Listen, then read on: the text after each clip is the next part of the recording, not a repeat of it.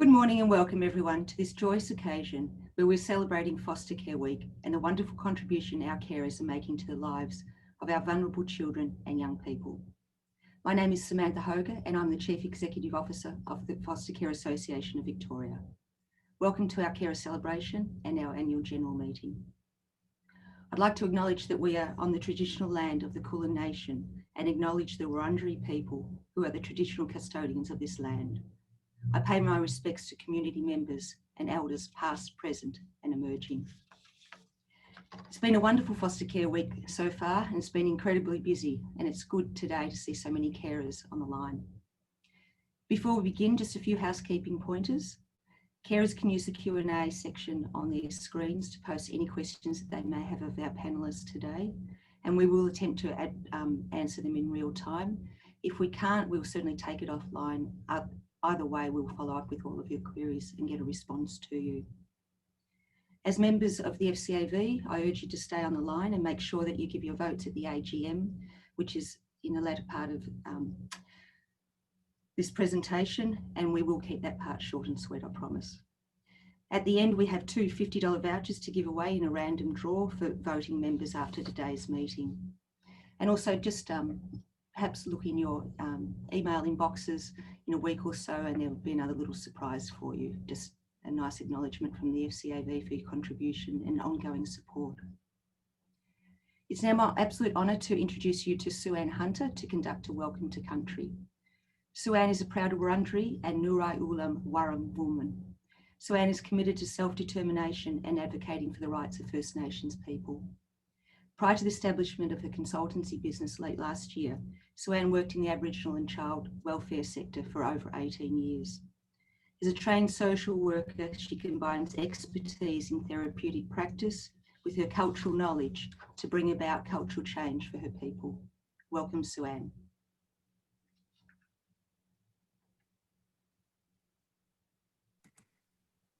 Thank you, Samantha. Womanjeka Bikal Waranjeri Balaku Naranik Sue-Ann. So my name's Sue-Ann Hunter. I'm a very proud Wurundjeri woman. And I'd like to thank the Foster Care Association for honouring our laws and customs in doing a welcome today, even though it is a bit different and online. I'd like to start by acknowledging my ancestors, the Wurundjeri people, the Kulin Nation, the traditional owners of the land which I'm coming from today. And I also want to acknowledge that wherever you're watching from, that you are on Aboriginal sacred land, and I want to honour their ancestors, their elders and their creator spirits.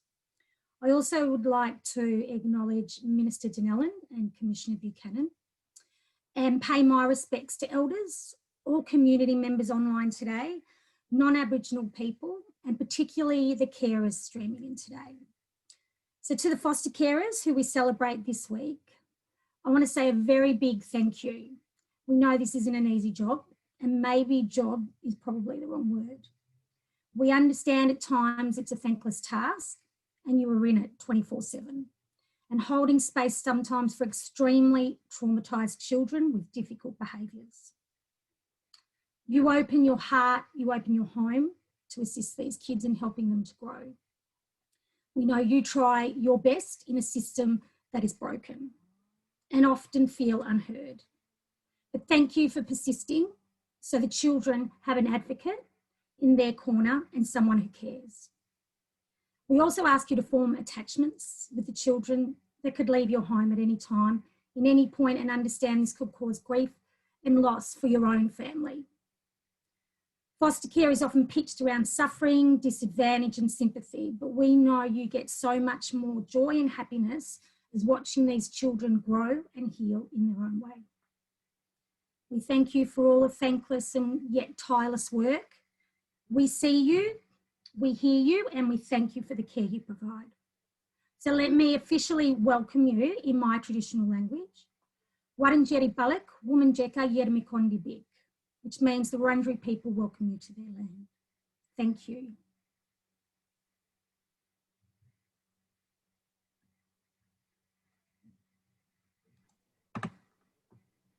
Thank you very much, Sue-Ann.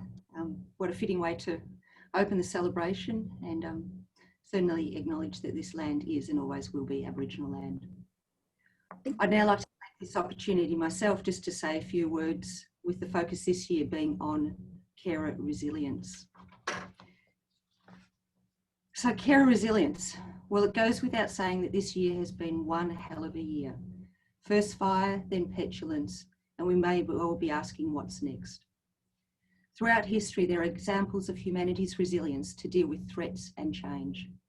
Many carers will have parents, grandparents, who lived through calamities such as the Great Depression and the Second World War. And through those profound social, political and economic experiences, they developed tremendous resilience.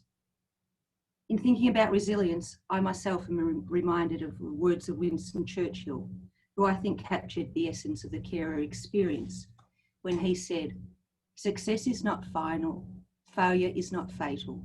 It is the courage to continue that counts. If you're going through hell, just keep going. Everyone has their day, and some days are longer than others." Speaking to and advocating for carers during this difficult time, I've been really impressed by their capacity to cope in the face of extremely difficult circumstances. Many have had to adapt to delivering online schooling for children already experiencing challenges, while at the same time trying to work from home. Others have experienced difficult personal circumstances because of the economic shutdown, including unemployment, worries about paying rent and mortgage, while at the same time trying to prioritise the social, economic and emotional welfare of the children in their care.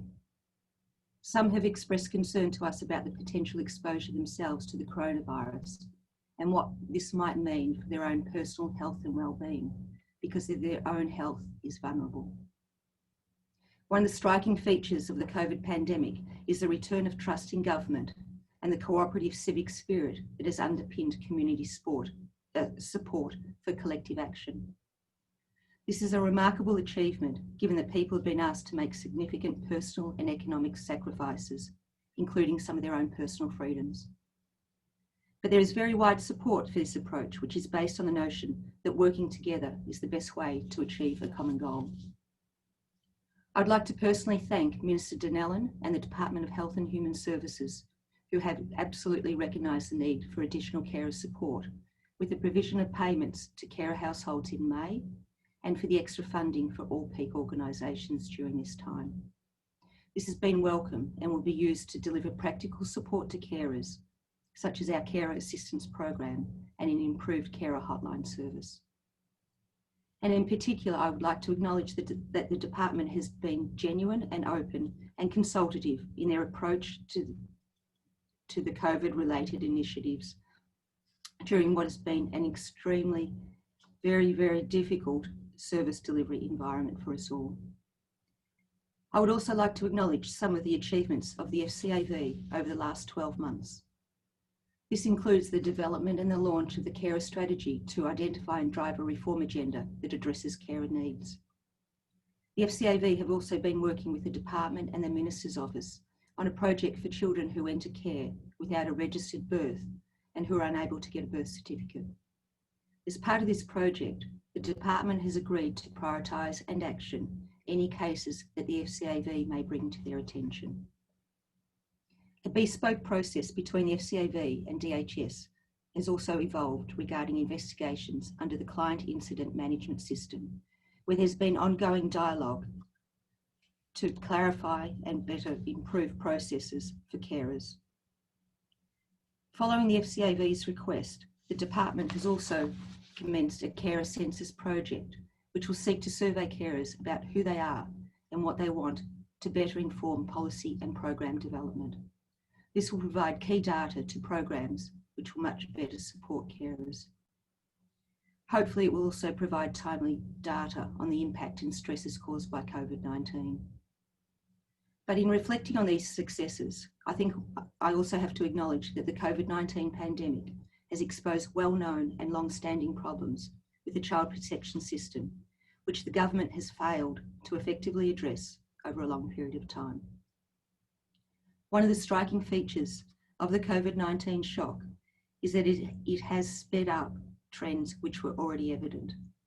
So what we might have expected to see and be the case in 5 or 10 years' time is now likely to be just around the corner.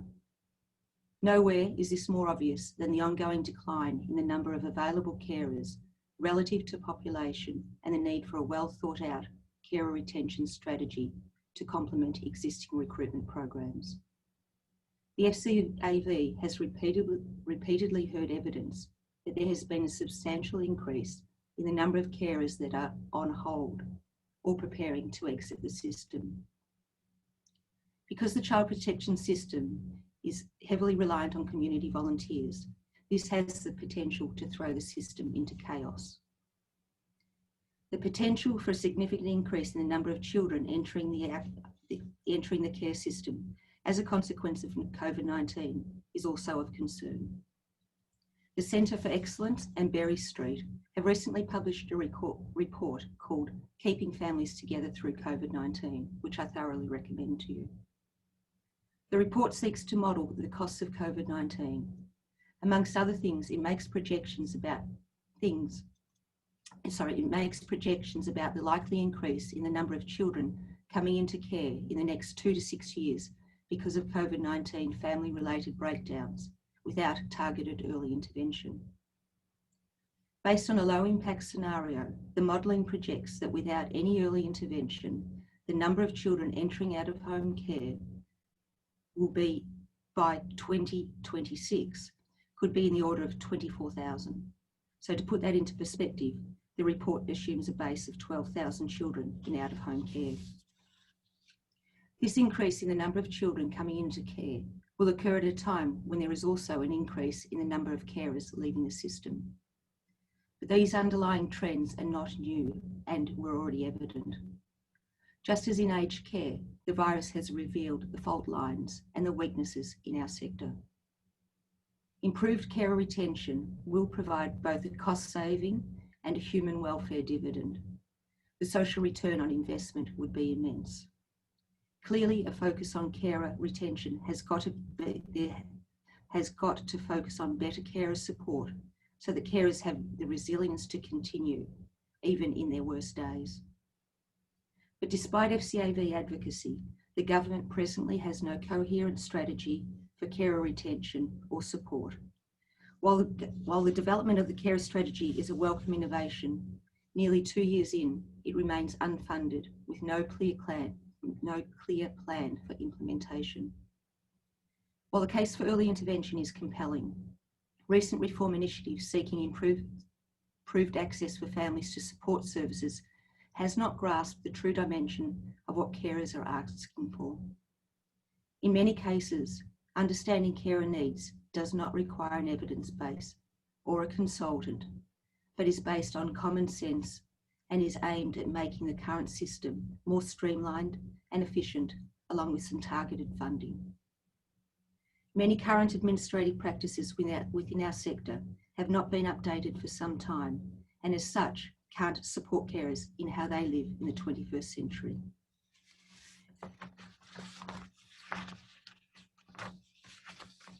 In some instances, administrative practices appear deliberately opaque. From a carer perspective, what good caring support looks like would include a process to register births in months, not years, and that carers and agencies have a copy of the birth certificate so that children can access schools and childcare easily. Medicare numbers that are provided within days of child entering care so that universal health care services can be accessed and carers don't have to don't incur substantial out-of-pocket expenses, which can take months to be reimbursed. They need a transport system that is generally child-centred, so that those who wish to see the child are transported to the child rather than the other way around. They need a decent education allowance that adequately funds expected and known education expenses. A base level of funding for every child to support access to therapeutic and recreational services. A fortnightly monetary amount for carers which covers the true cost of caring for a child or young person. Support for carers and young people post 18 years of age. And a properly funded respite program which provides alternative carers for children and young people and gives regular carers trusted adults that they can rely on. This is but to name a few. But the good news is that we don't require experts or evidence-based policy to effect these changes. The expertise to do this work already exists within the department. What we need is for the interests of carers to be a genuine priority, to take the cooperative and collegiate spirit that has been evident during the COVID-19 pandemic and apply that to the care of our children and young people. One of the many fault lines that the COVID-19 pandemic has exposed in our society is that also the disproportionate effect that it has had on women, because sectors which require a high level of care, such as health and teaching, also have high levels of female employment. Yet much of the initial COVID-19 program focus, particularly at a federal level, has been on supporting male-dominated sectors, such as the construction industry. I sometimes wonder whether addressing carer issues is also inherently gendered. The bulk of carers are women who not only volunteer their time, but also take pay cuts, reduced work hours, and forgo superannuation in order to provide free care on behalf of the state. Yet these sacrifices have not been matched by meaningful systemic support from the government to meet their needs.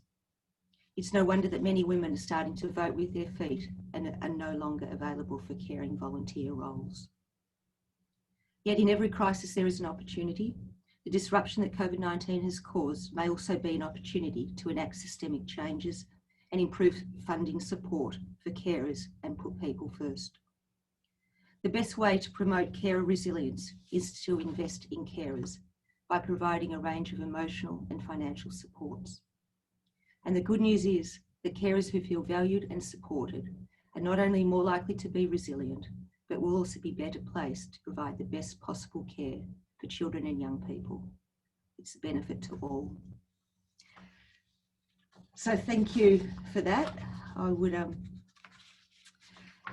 it's certainly a very difficult time with this pandemic, and I would now like to welcome Mr. Luke Donnellan, Honourable MP, Minister for Child Protection, Carers and Ageing, to say a few words and to officially launch the program. Thank you, Minister.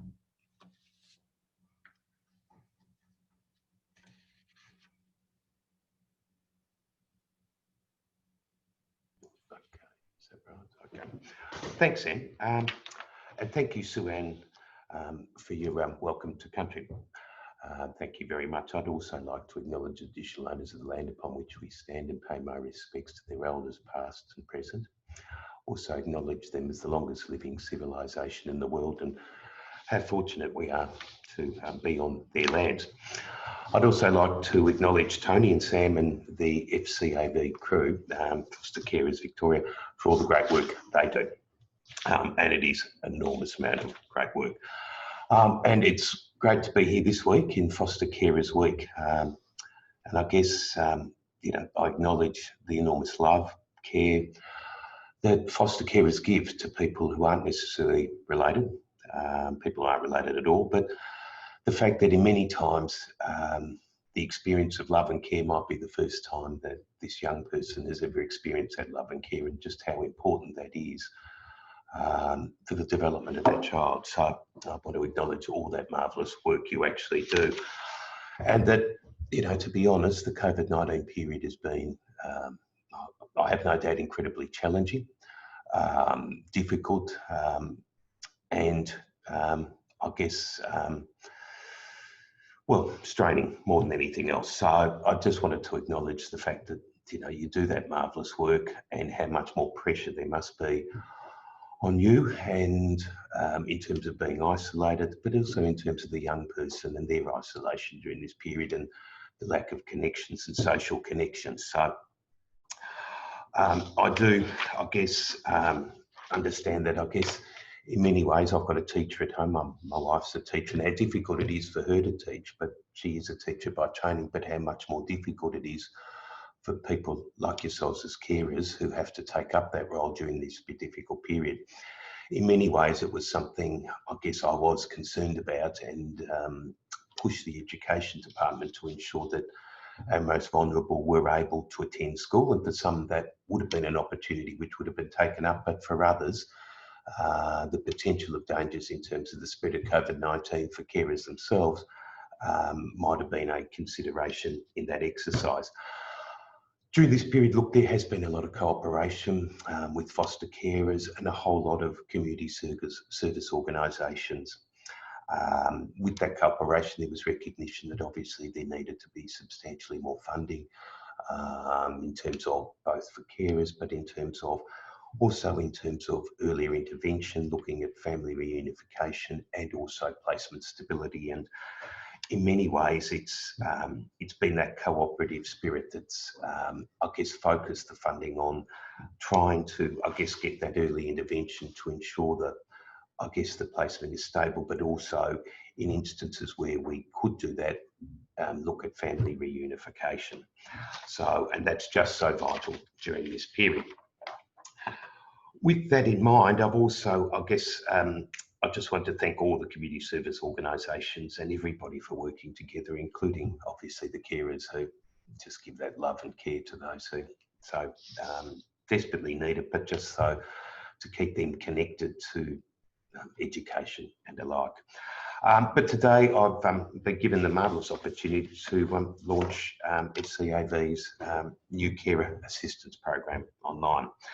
I understand it's confidential and provides a direct one-on-one intervention counselling service, but very much tailored, I guess, to foster carers, and that's why it's so important that we as a department work with the peak body to ensure we actually get it right and that we actually have a program that is fit for purpose. I understand it will use a number of therapeutic models, including short-term counselling and cognitive behaviour therapy, with the aim of empowering carers and improving personal morale. And this obviously sits alongside the helpline and provide a greater degree of intensity, and as such is consistent with the government's intention that we provide funding to FCAV to support carers' helplines in response to COVID-19 pandemic. So I just really want to say, look, I thank you very much for your work during this period. I know that, look, I just know how much more difficult it's been and how much more challenging, I've been told how much more challenging it is. I know how much more challenging it is at home just with my children, but that's a different proposition again. So, look, I just want to say thank you very much. Thank you to Sam, Tony and the team at FCAV for the work you do. And I guess really more the feedback in many ways, and that sense of driving the department and ourselves as a office to get to do better in this space. Thank you, Sam.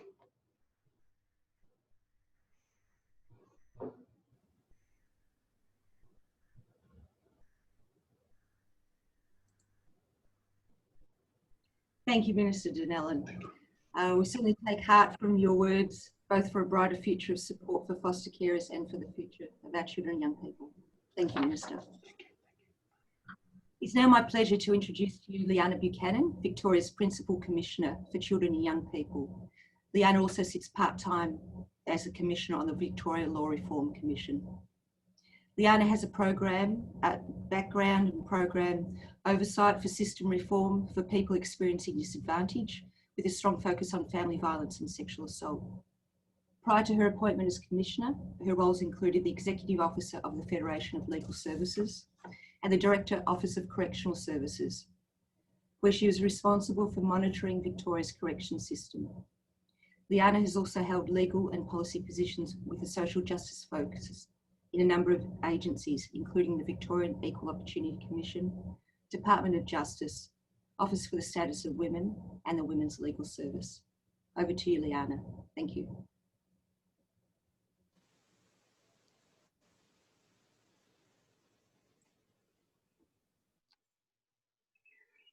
Can you hear me?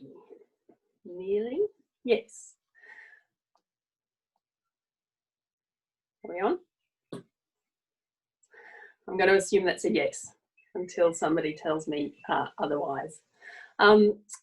Thank you, first of all, to Sue-Ann for her welcome to country. I too would, thanks Tony, I too would like to recognise that wherever we're sitting, we're all sitting on Aboriginal land.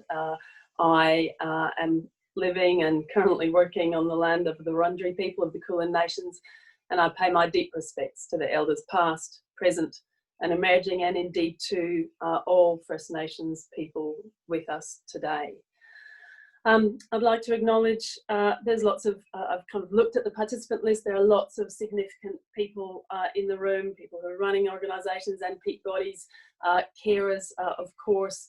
Thank you to Tony and Sam from the Foster Care Association, and I acknowledge the Minister, Luke Donnellan, Minister for Child Protection, and I think we had some pretty heartfelt words of acknowledgement for both the work that foster carers do and some of the challenges that brings. That was clearly a very genuine response and opening from the Minister. In kind of being here and indeed in looking through the names of people who've joined us, I can't help, I know this is how it has to be, but I can't help missing what we usually do at this time of year, which is come together, several hundred people, often in my experience in Queen's Hall, it's all a little bit fancy, having a cup of tea and seeing people that we haven't seen for a while, connecting. For me, I get the chance always these events to meet some new people, some carers, some young people in their care. And so this is an incredible celebration, and I'm really glad that we can still do it. And at the same time, I'm hoping that we get to do it the usual way next year. Today, I've been asked to talk about the findings of a major inquiry that we conducted last year on children and young people's experience of the care system. I have to say my work has been very, very focused, as you would hope and imagine, on COVID and all of the implications of COVID for children and young people, children in the care system, children whose experiences at home aren't great. And so this is in some ways a bit of a welcome shift for me, but we've heard, I think, both from the Minister and certainly from Sam, some of the implications of the pandemic, and I share Sam's views that we are going to need to be incredibly vigilant and prepared because there is no question that we are going to be seeing over time some of what has been invisible during COVID in terms of what's happening inside families and what's happening for children and young people. But back to our inquiry. Again, I think many of you know that the Commission for Children and Young People, amongst a whole raft of functions, has a particular role oversighting the child protection and out-of-home care systems. And we also have a focus on making sure that children's voices are heard and that they drive change and reform. So back in 2018, we started an inquiry into the care system with a very clear focus on hearing directly from ultimately over 200 children and young people, either in the system, most were still in care, and some recent care leavers, in order to understand their views and their experiences. Around a third of those young people were in foster care. Given, and I'll acknowledge this, given that certainly at that time a quarter of children in care in Victoria were Aboriginal, we made sure that we spoke to a good proportion of Aboriginal children and young people, and spoke of those 204 children and young people, 84 were Aboriginal children, so they were well represented. We also spoke to a whole raft of service providers and carers, including foster carers, and we analysed data, conducted file reviews to really test and ultimately confirm what children and young people told us. The final report is called In Our Own Words. It was tabled in November last year. The report doesn't always make for easy reading. Our reports, I think the Minister might agree, rarely do. But I do want to start by acknowledging some of the strengths of our care model, which depends at its heart on the altruism, commitment and passion of carers. We heard many stories of young people's lives being transformed in safe, loving and stable placements. One care leaver told us, the foster parents I stayed with for the longest period are pretty much responsible for getting me to where I am. Without them, I would have been stuffed. Young people told us how important it was for their carers to understand why they behaved the way they did, and to support them with what kids themselves recognise as sometimes pretty complex needs and challenging behaviours. They also told us how important and valuable it was to children in care, in foster care, to be treated as a member of the family. 17-year-old Harmony told us, "I'm living in an awesome family environment. I've no blood siblings, but a lot of foster siblings." Another young woman who had left care told us about how her foster family continues to give her support into adulthood. "My foster family," she said, "are always the go-to people on every problem. I'm constantly texting with questions, even now, about stuff like how to pay bills and so on." We know, and we heard through the inquiry, that good foster care placements can lead to huge improvements in a young person's confidence, their well-being, their relationships, their ability to engage with school or work if they're older. They can set a child and a young person up for adulthood and help them recover from what have often been incredibly difficult, if not traumatic, early experiences. The benefits to the young person, to the loved ones, to their extended family, to the broader community are incalculable. But acknowledging and celebrating the many positive accounts that we had, I don't want to shy away from some of the more troubling findings of our review. A quick word about the system. It's really easy, I think, when somebody talks about the problems for children and young people, and indeed the problems for carers, for people working in the system to feel that we're blaming them. But the reality is we have child protection and care systems that are stretched. When we looked at it for the inquiry, the 10 years before we were looking at it, the number of reports to child protection, the number of investigations conducted, the number of cases of substantiated harm to children had all tripled. The number of children in care had more than doubled, the number of Aboriginal children in care had tripled, all in the same time frame. And during that time frame, we had seen some increase in funding to the child protection system, but only about 70% against those much larger demand pressures and growth in the system, and only really in recent years. In short, despite the current Victorian government's efforts to catch up, funding has in no way kept pace with growth in demand. And what that means in practice is a system, as I say, that's stretched, a system that is under pressure. And while workers bear that impact, while carers certainly bear that impact, the ultimate impact is, of course, felt by children and young people who are reliant on the system working for them. I'm going to share what children and young people told us, really kind of at least the four main themes. It's a very big report, and if you haven't seen it, I encourage you to dive into it because there's a lot more than 4 topics covered. But these were probably the main ones. Young people and children talked about constant placement changes. They talked about how much that created uncertainty for them, instability, how much it undermined their sense of self-worth. They felt that they were kind of unlovable, because why else would they always have to keep moving and being moved? They talked about how impossible it was to settle in a home, to settle in a school, to settle in a social network. One girl, 15-year-old girl in foster care, said, like, "I literally always have a backpack ready just in case I'm moved. No joke, I hoard toothbrushes and I keep them and I put them in a backpack that sits in my room." Another 14-year-old boy, also in foster care, said, "I've been in foster care for 5 months. I've had 5 different placements. I've been in care before with longer placements, but now I've turned into a teenager. No one wants me because I eat too much and we're not easy to look after." I won't go through all of the data, but suffice to say that when we drilled into the data well and truly supported what children and young people told us about a system where we are far from providing placement stability for children and young people. It's one of the big problems in the system. Children and young people also talked about really fragmented care and oversight from workers. Many young people told us they'd cycled through so many overstretched and burdened caseworkers that they really had no relationship with their current worker, and quite a few didn't know who their worker was. One young person, a 15-year-old girl in foster care, her quote really kind of captured what so many told us. She said, honestly, I've had like so many workers.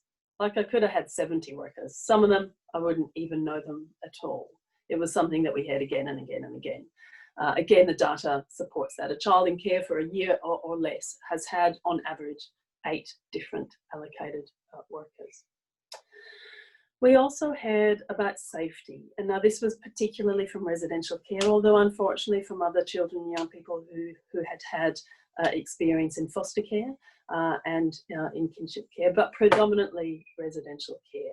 Too many young people described having gone from feeling unsafe at home to feeling unsafe and threatened in their care environment. As I say, it's particularly an issue for children and young people in residential care. We had some deeply, deeply distressing accounts from those kids. Over half of the children that we spoke to with experience in residential care volunteered about the issues around violence and sexual violence and intimidation in the care environment. The final thing that I'll talk to that we heard loud and clear from children and young people was one of disempowerment. Children and young people told us universally, almost universally, that they felt they had no say, no opportunity to influence the decisions, including decisions about the most critical things in their lives, about where they lived, about where they were going to go to school, about the contact that they were having with different people. They also described often not having a say, but not even being given explanation, for example, of why they would have to move. In terms of what they told us, there are lots of different ways of conveying, but they were saying loud and clear, the lack of voice, the lack of participation for them was demoralising, it was confusing, it reinforced for them a feeling of them having no control over what happens. One 16-year-old girl living in residential care said, they just said, pack your bags, you're moving, and I didn't know about it. Another young woman, 16-year-old, who by the time we spoke to her had returned home, she said, one time I had 10 minutes notice my placement was changing. They just came to the school and they told me you're moving all the way from suburb X to suburb Y. I'd been there for 4.5 months. Child protection didn't say why I was moving. I always thought I was doing something wrong. No one told me, so I blamed myself. So those are some of the things that we heard from children and young people about their experience of the system. But of course, a stretched system impacts carers too. And we heard that very clearly from foster carers.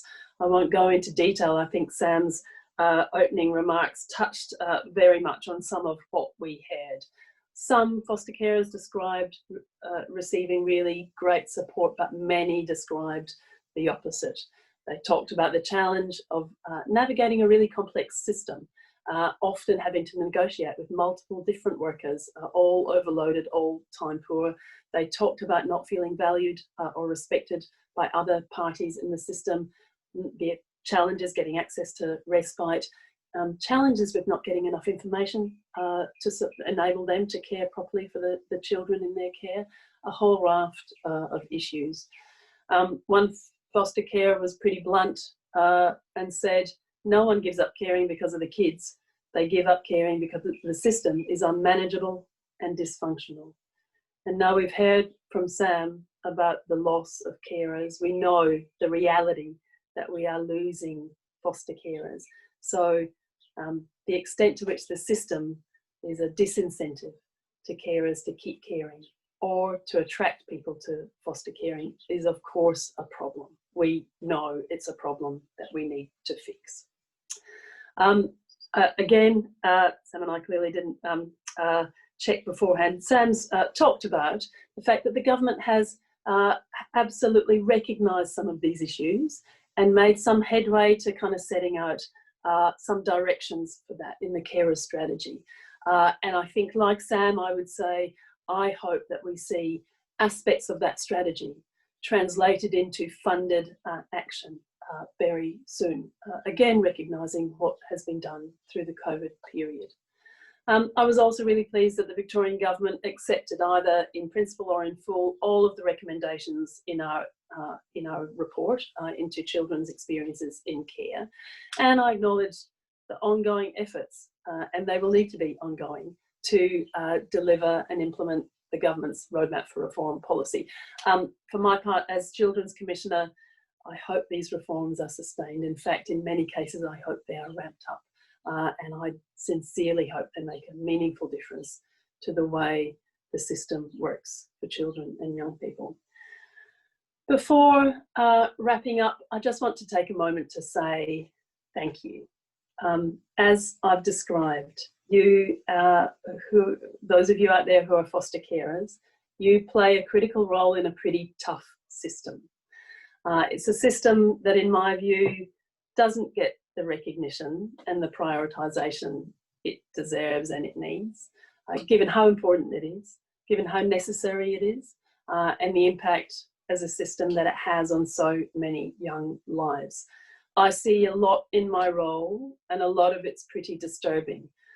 I also see that where the system works for children, despite all the pressures, that's often down to carers, stepping in, providing support, providing care, and all importantly, acting as an advocate for the child or children who are with them. That is incredibly important in a system that sometimes, often I might say, struggles to be child-focused.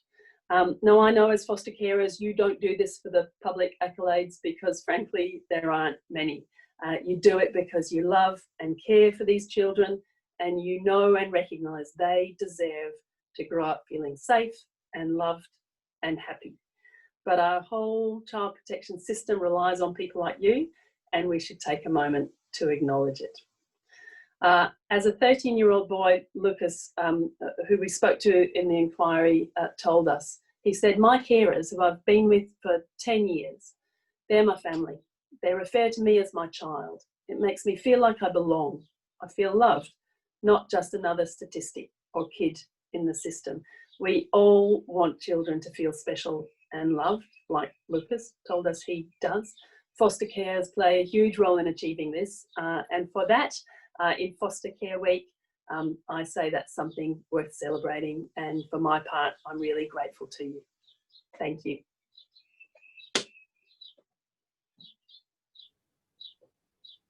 Thank you very much, Liana. The work of the Commission is just so valuable by giving a voice to children and young people whose welfare and life outcomes are really just, the entire reason we do what we do as carers. So thank you, Liana, and thank you to the Commission. Next, I'd like to further explore the issue of resilience in our carers. And as I've already mentioned, what a year it has been for resilience. I'd like to introduce our board president, Ms. Toni Hetherington, who will conduct a Q&A with a carer, Justine Barbarossa, who has drawn on her own powers of resilience more than once this year. Toni will then conduct the official AGM proceedings. Over to you, Toni. Thank you. Thank you, Sam. I'll just make sure we've got Justine. There you are. Hi, Justine. And hello to everybody else who's attending today. I would like to introduce you to Justine, who is one of our fabulous carers working with us in the system. She's been a foster carer for more than 10 years after working as a child protection officer and a teacher at a special school. She has 4 biological children of her own. She's got 2 at uni, 1 at secondary school and 1 in primary school. She's married to her East Timorese husband, Elidio, who came to Australia as a child refugee with his family. And Justine grew up in a family that had informal foster care arrangements. And then in the Timorese culture, it commonly sees families raising children who are not their own. So fostering came quite naturally to Justine and her husband. They fostered children originally as a community service, but never really with the aim of obtaining permanent care of any of those children. However, after fostering 7 children over about 5 years, Justine decided to care for foster babies, and Mr. C came into their lives in 2013. Mr. C is their boy's nickname, and we're going to use that name today. He arrived at 9 months old, but he was still in 000 clothing. And he was supposed to stay for just 3 months. Well, he's now 7 and he still lives with the family and is very much a part of their family. So when they were asked by the department and their agency to be assessed for permanent care of Mr. C in 2014, they jumped at the chance. But in 2016, they were informed that the department had now planned to move him to live with the permanent carers of his maternal siblings. They were informed at the time that this had to happen due to Mr. C's paternal cultural background, that he had a right to a shared childhood with his maternal siblings. And at this time, he was having monthly 3-hour access with them. The other carers are not related or of the same culture as Mr. C. His maternal siblings are also not of the same cultural background as Mr. C. So with all this in mind, and Justine and her husband knowing that they wanted Mr. C to stay a part of their family, this has led to many children's court hearings over the past 4 years. Justine truly believes that Mr. C's bond with her family is too strong to break, and she believes that they can maintain a healthy connection with Mr. C's siblings, which they already do now through weekly access. And that brings us to 2020. So that's the story so far. And this year is one many of us would like to forget, but it certainly has been a year when resilience in carers has never been more important. And Justine's story, I'm going to ask her a few questions about it today, is indicative of that. So Justine, tell us a little bit about Mr. C and why you were fighting so hard for permanent care of him. After listening to all those other comments and speeches and so on, you know, I think I'm as touched as all the other foster carers. Our little person is amazing and funny and kind and generous. He's also a real firecracker if he gets worked up. He has multiple disabilities, but has already achieved more than was anticipated when he first came to our care, including they thought he had cerebral palsy, which he doesn't. He runs, jumps, he's got very amazing gross motor skills, which is fantastic, very active. He identifies as part of our family. He calls us mum, dad, our kids. When he lists his siblings, so he includes our 4 children amongst his other siblings. So he'll say all the boys' names, then he'll say the girls' names, then he'll say, and then he'll go through his grandparents, which include our parents and his biological grandparents, and then he'll say and hundreds of cousins, because he's very. He just does, everyone is his. One of our friends has now got a East Timorese foster child through foster care, and he's also his cousin because he identifies himself as Timorese, although he's not Timorese, but because his dad's Timorese, he's also accumulated that. He loves,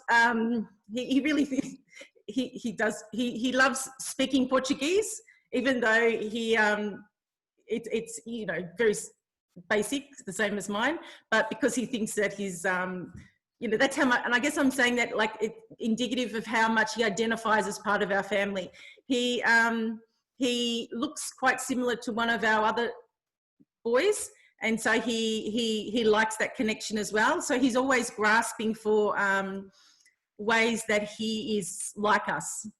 And Justine, you say that he, you know, you feel he has a right to a permanent home with you, and that you have really strong hopes for him if he can do that. What are those?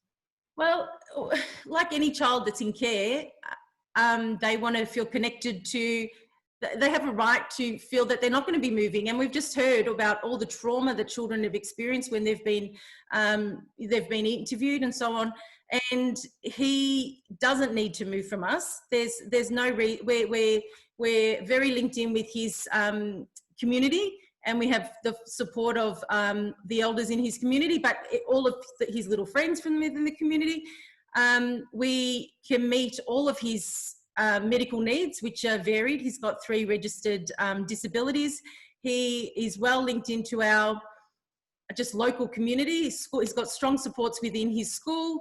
He continues to have a relationship with his maternal siblings, and we keep pushing for something with his paternal siblings. He sees his paternal grandparents. Unfortunately, his maternal grandmother died last week, which has added to, this year is just so difficult, and now incorporating that into our little person's life as well, which is, he had a very close and loving relationship with her. So that's added to another complexity to an already difficult situation. I can imagine it has. And one of the most difficult times this year has been when the department took you to the Supreme Court, as you're trying in this fight to keep Mr. C in your care. It's not something we hear of very often, where carers are taken to the Supreme Court. How many times have you appeared in court this year, including that Supreme Court visit? We've had 3 court appearances this year, Children's Court. The Supreme Court resulted in Child Protection not being happy with the magistrate's decision, the Children's Court through the decision, and so they took it to court. DHS thought they'd been treated unfairly by the magistrate, and in fact he was taken off an order. The magistrate just said, that's, why are you back here without a permanent care order towards us? And yes. We're here so many times, basically, so many times. We've been in court probably for the last, since 2016, maybe at least 4 times a year. So we've been in there 3 times this year, Supreme Court, including outcome the next day of that. We're booked in for 5-day contest in November, and we're just normal people. We're just, we did this as a community service, but really we feel and deeply believe that it's too detrimental to our little person. We want him to grow up to be a good, strong community man. We want him strong in his culture, strong in his love for family, a real contributor. He has already surpassed the expectations that, we are very aware of his limitations, but we think he can do more than that. So we're constantly pushing him. And I think because, I'm a special ed teacher, so he's like my own little private, project, if nothing else, and we love him and we adore him and we want him to really be the best he can be. And we think that even though, as you said, the idea, what was proposed and what DHS are pushing for now is for him to move to live with his siblings who are teenagers. We feel the risk to him in the big, huge picture is too huge. And we, like I said, we're just normal people. We get told we're litigious, we're this, we're that. We would like to pay someone to paint our house. We would, there's other ways we would like to use our income, but we really feel that we are investing wisely in a child that will grow and be something amazing. And even when I talk to aunties in the community, and I was talking to a cultural worker yesterday, and I said, this kid is going to amount to something amazing. And you'll see, you'll go, I remember, what your parents went through to make you turn into this beautiful adult that you are.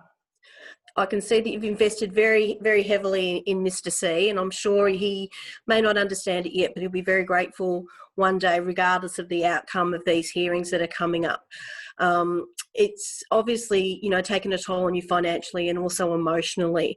On top of all of that, like many other carers here in Victoria and parents, you're homeschooling 5 children. How are you coping with that as a carer, and how is Mr. C coping with it? Well, I don't think I would be unusual that it's exhausting and it's complicated, but there's so many benefits to it. Two of our children, as you said, they're university, so they just do their thing, and I just have to make sure we've got enough internet and they're on their way. Our secondary school child, he would prefer not to have any interaction with us seeing what he's doing, so it's more around him seeking us out and us just making sure he's doing what he's doing. Our primary student, he's in grade 6 and really eager to please his teacher, so he's up at the crack of, at 7 o'clock, he's already trying to hammer it out so that he can free up to play games with his, his friends. In fact, he's got a good little system. He's got his school laptop, which we had to buy, but his school laptop, and he'll be doing work, but he'll be talking to his friends through the normal. So he's still talking in class, basically. Yeah. And then our little person, he's in grade 2 at school. He's got one-on-one aid for 11 hours. And he now obviously doesn't have an aide at home. There's been no aid assistance or anything. We chose not to send him to school, given that we've both got vulnerable parents, and there's no reason. He's classed as vulnerable, but we don't call it, anyway, we're happy with him being at home is what we chose to do. So he requires one-on-one all the time. He can't read, he can't write, he's not computer literate. It's tiring. We requested, and of course there's the same juggles of many families, whether they're foster or not. It's around having enough computers in the home because everyone is on the computer. My husband's working non-stop on the computer as well. We requested funding for a computer for him, and we're told that wasn't available. So he uses my laptop, gets frustrated by it because the battery, I've got it plugged in now, for instance, because the battery is so, laptops, and he'll get frustrated about that, which also means that it's tricky for me to juggle the day-to-day things that I need to do. And I guess because we are foster carers, but also we've got the legal component, and we've got, it's very contested. So there's lots of emails and lots of conversations I've got to have. So often I have to leave a room to do that. And whereas normally they'll be at school. So all of our children aren't normally aware of the amount of time that we're having to do those things. Whereas now I've got one of the kids off with him at the park. So he's not aware of this, for instance, because even though this isn't a bad thing, of course, it leads to anxiety and then behaviours. And we don't, if we don't have to expose children to them, that's obviously the preference. Absolutely. Justine, I'd just like to finish, and it's a question without notice. Could you just name 2 things for me that you're grateful for in this year that is so trying for you? And there's a lot of anxiety around the court cases and whether or not Mr. C will remain with you. But can you name 2 things that you are still grateful for this year? Well, I'm really grateful that I have a loving husband and a really supportive husband that works really hard for our family. I'm really happy and thankful that we have such supportive extended family, even though we haven't seen either of our families since earlier this year. We've got, we're really happy that all of our kids are healthy and that we've been able to stay home with them. And even yesterday, I was writing notes down, and I'm like saying to my husband, I'm just gonna ad-lib it, and he's like, no, don't do that.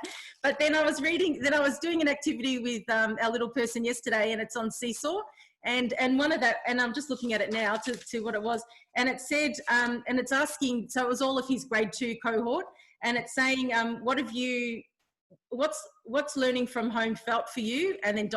because, and he wrote, which really sums up basically the way that I feel, and I haven't even talked about this to anyone else, but it said, he's happy my family were supporting me and telling me what to do. Like, so it means of all the things. So I'm thinking maybe I'm a bit too directive. And then he said, and then another question was favourite thing about learning from home. And he said, and I'm quoting this because we had to video it, and then you post it. And it said, I got to stay home with my family. My mum would help me, and pretty much my brothers and sisters were on my side helping me as well. So amazing. I think that, for not only our little person, but other, this is a child with learning difficulties and everything, but he's very articulate, and it really summed it up that, I think that being home, you're really thankful that you have a house and that you're able to continue on. And although many people in our extended families and so on have lost their jobs and their businesses are on hold, you know, we've been lucky, and they're lucky also because they've still got their health, really, is what it all comes down to. Absolutely. Well, Justine, thank you so much for sharing your story with us today. And I think you're proof of the resilience that carers need day in and day out, particularly when they're advocating for someone in their care and for a bright future for that person. We wish you and Mr. C all the very best. Good luck with your fight ahead. And again, thank you so much for sharing your story with us today. Thank you. So that brings us to the formal part of today's proceedings, which is our AGM. I would like to officially open the annual general meeting of the Foster Care Association of Victoria and welcome you all. I would like to open with an acknowledgement of country. I am joining our meeting today on the traditional lands of the Wurundjeri people, and I wish to acknowledge them as the traditional owners.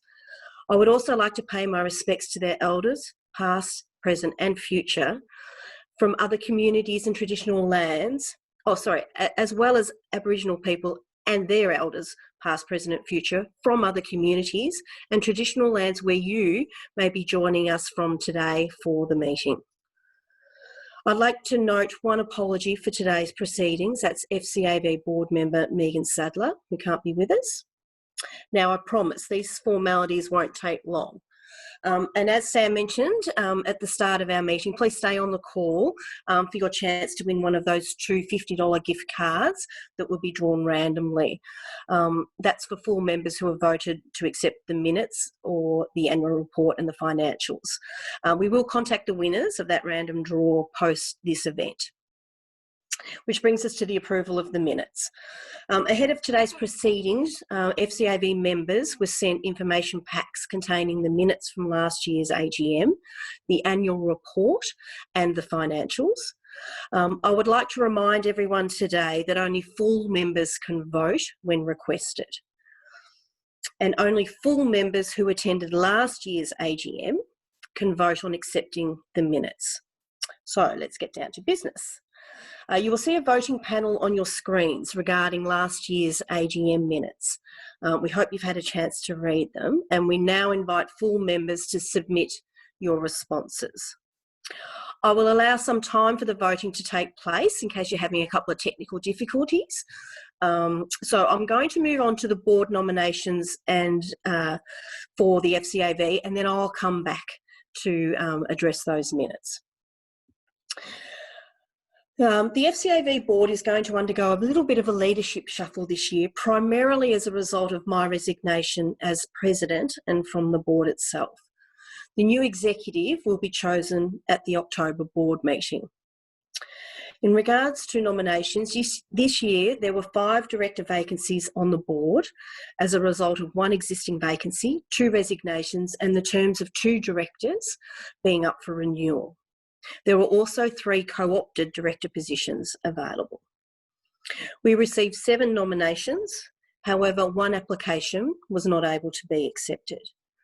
That meant the remaining 6 applicants was agreed they would be elected to the board unopposed in the following capacities. 4 new directors, Tori Smith, who's returning to the board, Megan Sadler, who's returning as well, Melissa Davey, and Kim Phillips. There'll be 2 new co-opted directors, Zoe Sredovic and Gemma Kaleo. I'd like to acknowledge and thank all our new board members, particularly those who have joined us here today, and all of our new board members will be officially elected onto the board at the next meeting in October. Okay, so I'm jumping back to the minutes now, and I'm just doing my bit here. So I'm just looking to see that they have been accepted. So I'm just waiting for some contact from Peter. So Peter, could you just send me a quick message there? Thank you.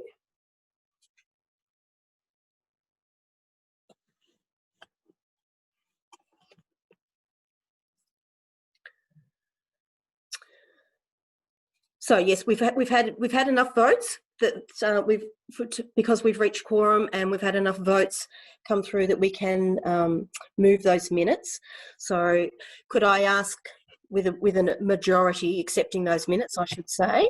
So could I have somebody to move that we accept the minutes? Yes, I move. Okay, Sue, thank you. I'll say that you've moved first. I'm going to have someone to second them. I'll second them. Luke. Thank you, Luke. Thank you. We now move to the annual report. As mentioned earlier, you should have received a copy of this before today's meeting, so we hope you've had a chance to absorb its comments. Again, you will see a new voting panel pop up on your screens to adopt the annual report plus the financial report for the last year. That report will soon be presented by our Treasurer, Luke Sapwell. So this panel will remain on screen throughout my upcoming President's report and the Treasurer's report until just before the end of the AGM. But you can vote at any time from now if you've already reviewed the material previously. A reminder that you must be a full FCAV member in order to vote. So I now like to present my report for the year. And as another foster care week comes around, I've been reflecting on what this week means to me, both as a carer and as the outgoing president of the Foster Care Association of Victoria. And of course, it's a celebration of what carers do and the role you all play in the out-of-home care sector. And listening to Liana's breakdown of the report that they've just done with the Commission, it's so clear that the role carers play is vital in the success of the lives of these children in their care. It is not an easy system to navigate, but it must be terribly difficult to be a child caught up in that system. And of course, we do our best, and most times I think we do an exceptional job. And that's why Foster Care Week is a massive chance to say thank you to you all, our wonderful, generous, and our resilient carers. But for me, this week is also about hope. Foster Care Week falls very closely to National Child Protection Week each year. I'm always shocked to read the number of children involved in statutory child protection services across our entire nation. Last year, it was 1 in 33 children, with 71,500 on care and protection orders. And I read those figures with a very heavy heart. And then Foster Care Week comes around and it gives me hope. Hope for every one of those children who needs someone to open their home and their heart to them and provide them with a solid foundation to thrive, grow, develop, and experience the joys of childhood. To let them be kids in a world where they know they are loved and valued. Foster carers and their families all give children hope. Hope for a better future, whether it be with their own foster family, a permanent care family, or even with their own biological family once they get back on their feet and back on track. I just hope our society and governments start to better realise the upside and the true value of our carers in a system that is so full of downsides. Realising the value of carers is a key part of FCAV's mission. And during my years as president, the FCAV is to be congratulated for initiating major improvements to the way all foster carers are supported to provide essential care in their homes. And don't get me wrong, while we continue to focus on a list of issues yet to be addressed, and there are many, I would like to point out a number of successful projects that have dramatically improved the sector, including taking on the carer advisory groups to provide a real voice to carers, initiating the Carer Cafe program, and that's providing an extensive suite of world-class training sessions to help carers meet the complex challenges of their role. And lastly, to establish the carer strategy, which means we have a clear platform for change. And I agree with Leanna. With the proper financial backing, the carer strategy is the ideal platform for the Victorian Government to invest in the vital educational, social and emotional recovery of children and young people in care that is going to be so desperately needed in the coming months and years as we recover from this pandemic. I've been particularly thrilled to see the Home Stretch campaign successfully adopted, and that will offer support to children in care beyond the age of 18. And also, pleasingly, to see the establishment of a formal process for providing birth certificates to all children who enter the system without them, just to prove they do exist. And now it's time for some thank yous. I would like to thank FCAV CEO Samantha Hauge, who has worked tirelessly in this her first year to steer the FCAV through some very challenging times. I think if I'd predicted that we would have a global pandemic and everyone would have to work from home and all the different challenges that it has brought with it, she may not have taken the role on last year, but she did, and she has steered it through some challenging times and seen it emerge stronger at the end of this financial year. I would also like to thank my FCAV board members for their dedication, passion, and all their expertise that they bring to our board. You have all supported me as president, generously supported me, and your clear focus to improve the lot of foster carers is truly admirable. And I can't finish without thanking the FCAV staff. Over 5 years, I've come to know many of the members of the small team very well, and they continue to surprise me with what they achieve every single day, and they inspire me with the new initiatives that they implement. Working with carers and hearing stories of how the system can affect vulnerable children and young people in their care is not an easy job. It's not an easy job. And our staff go home deeply affected and emotionally drained many nights from the stories that they hear and the actions they need to help with.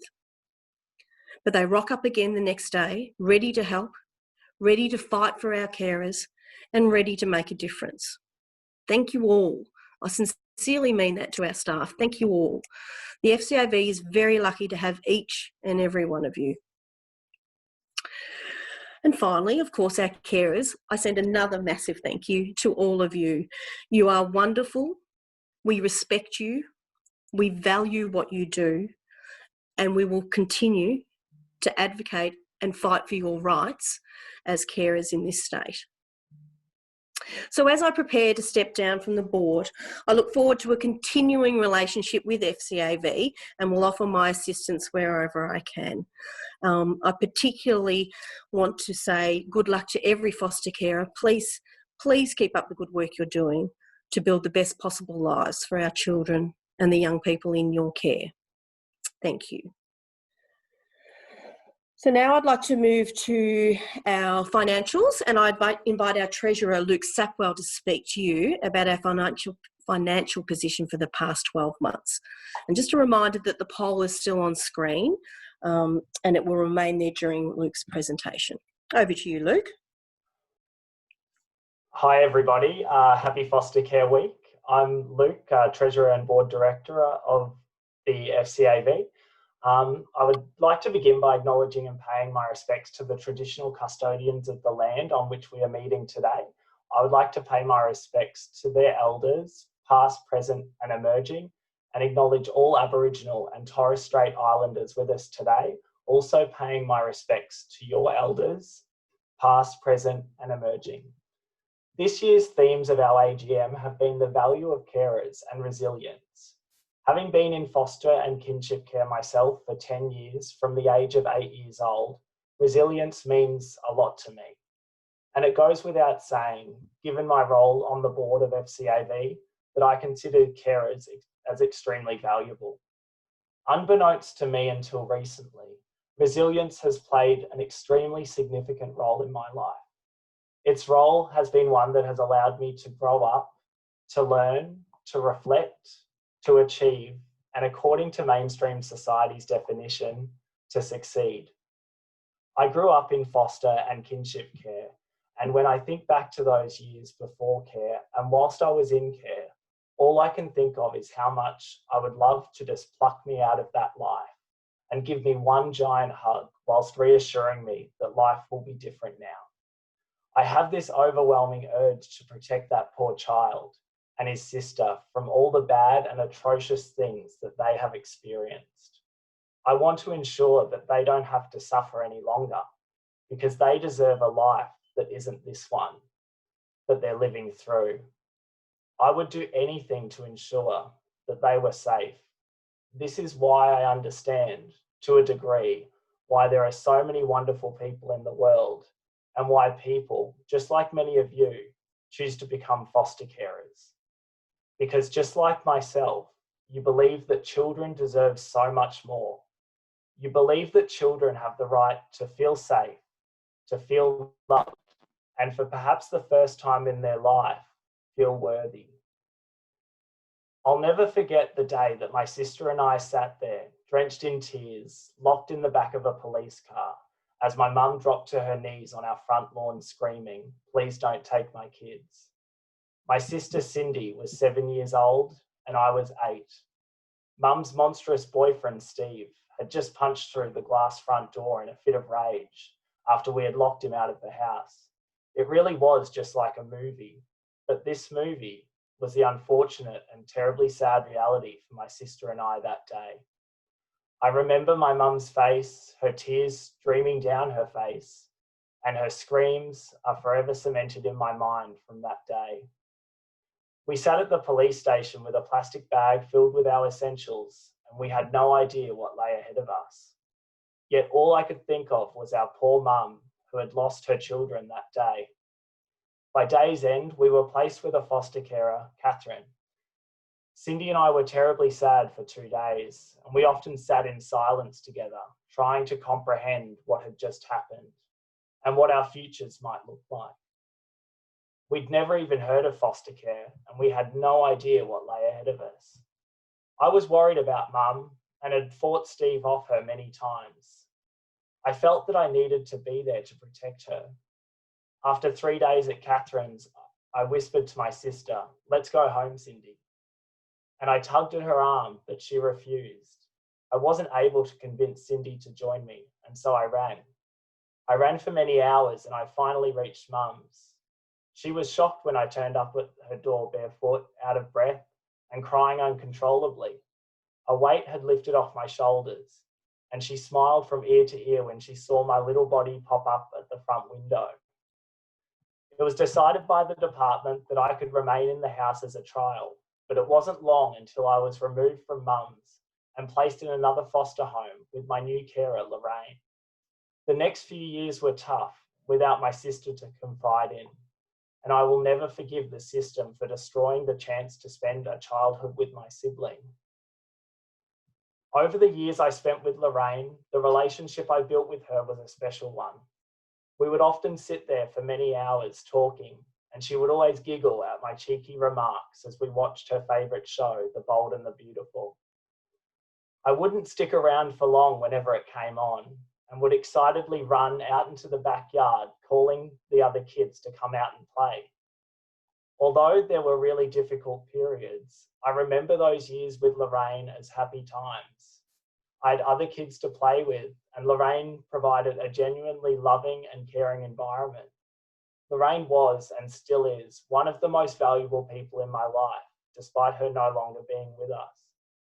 The young people in your care may not seem grateful at times, but I can assure you that you will one day, if not already, be seen as one of the most valuable people to them in their lives.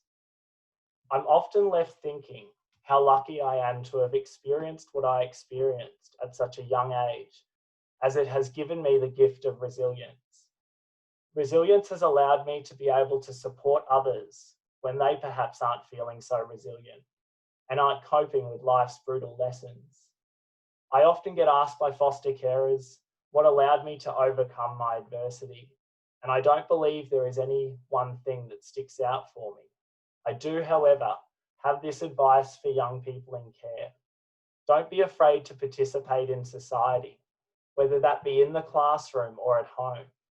Start putting your hand up more often in class, and remember that your opinion is worth just as much as someone else's. And remember this, your voice is one of wisdom. Not too many people have experienced what you have. And you'll find that when you speak, people listen. People value your input. Together, we can raise the voices of young people in care and ensure that change happens. So thank you for listening to my story. I'm going to move now, so a bit of a change in pace. So I'll move now to the official part of the my speech. So just in regards to the financials. So this year was a momentous year for the Foster Care Association of Victoria. We are proud to report a profit of $279,367. It compared to 2019 with $15,722 in profit. This was despite a budgeted loss of $12,069. Since 2011, FCAV has reported 6 years of losses and only 2 years of profit, with this year being our 3rd year of profit and our largest profit since 1992 when we were founded. This means that we now have a safety net and funds in reserve, which are going to be especially important throughout the next few years as we as a society recover from these recent and current events. The board is very conscious of the reliability of certain funding channels, and we want to ensure that FCAV can withstand any potential future funding uncertainties. The profit that we've recorded for 2020 financial year is largely due to new accounting standards that have been introduced around the requirements for how we report any funding received, and isn't necessarily new or unexpected funds for the organisation. We do expect that this current financial year that we're in, we will report a significant loss as a result, which will offset the profit from this most recent year just gone. We did see a revenue increase of 12.9% in the last financial year to $2,119,747, and expenses decreased another 1.1% on top of last year's 14.3% decrease. This is off the back of the board and CEO implementing a successful expense management strategy throughout the past 2 years. We've focused on diversifying our funding channels, and we've achieved great fundraising activities and grants.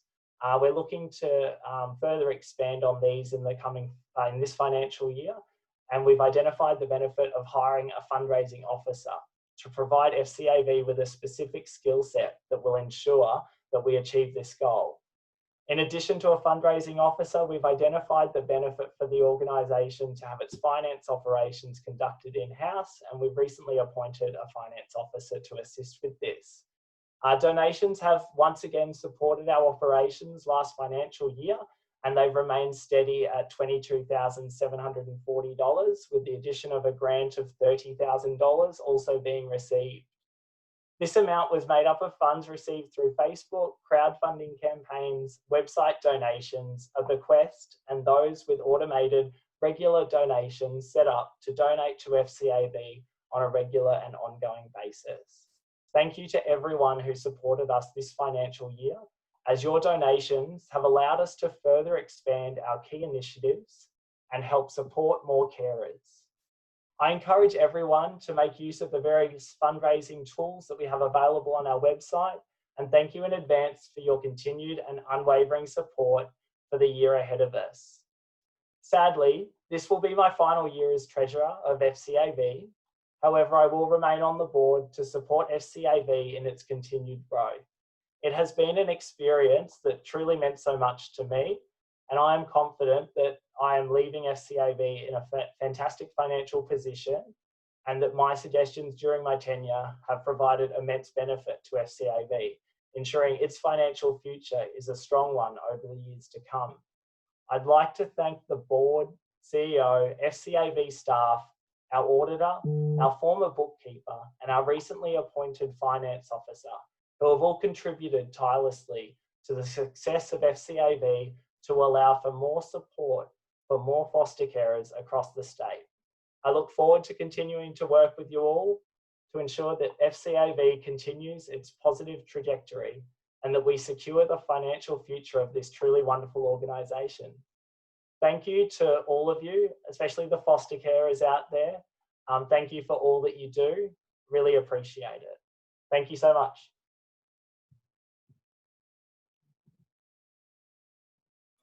Thanks so much, Luke. As was the case last year, your personal story is inspirational.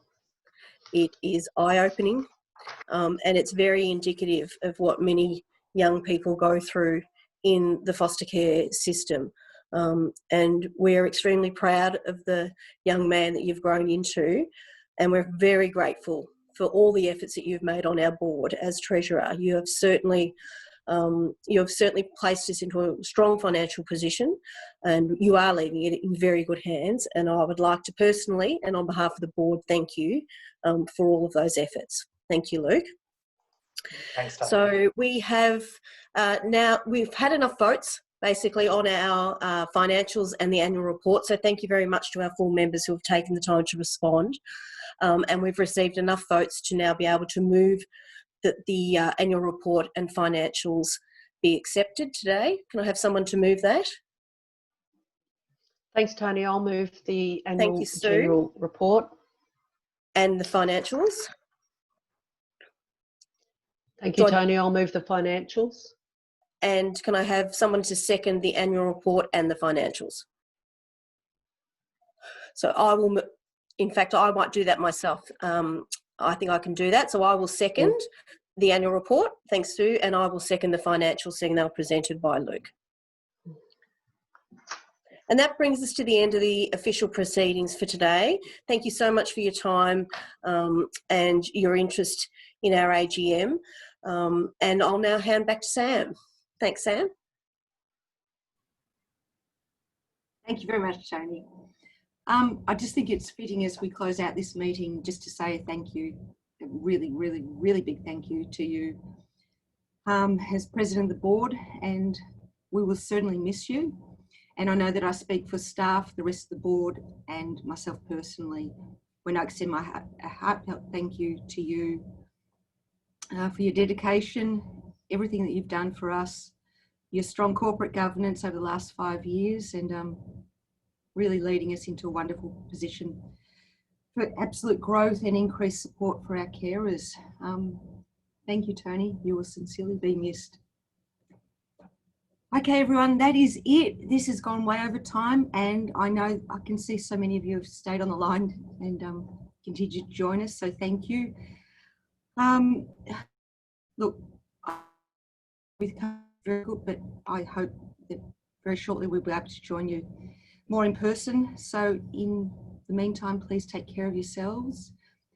Please also feel free to send us a photo of yourselves watching this AGM. We would love to put some posts up on social media showing our carers if you would like to do that.